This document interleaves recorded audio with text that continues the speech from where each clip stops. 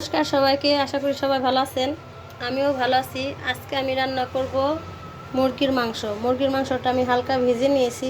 এখন একে একে সব মশলা মাখিয়ে নেব। আদা, রসুন, হলুদ দিয়ে দিব, হলুদ, মরিচের গুঁড়ো,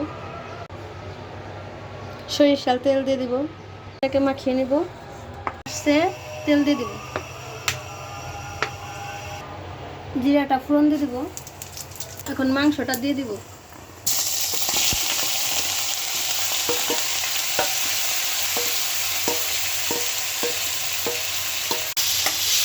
নেড়ে চেড়ে নেব।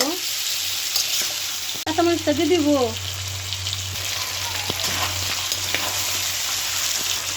ভেজে রাখা আলুটাও দিয়ে দিব।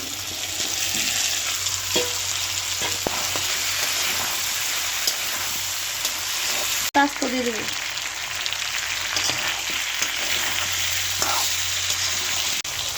হালকা একটু লেবুর রস দিয়ে দিব।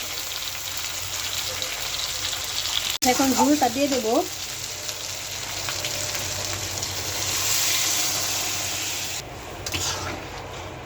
বেশি ঝোল রাখবো না, মাখা মাখা। জিরা বাটাটা দিয়ে দিব। মাংসটা হয়ে আসছে প্রায়, এখন নামিয়ে ফেল দিব। তরকারিটা হয়ে গেছে, এখন নামিয়ে ফেল দিব।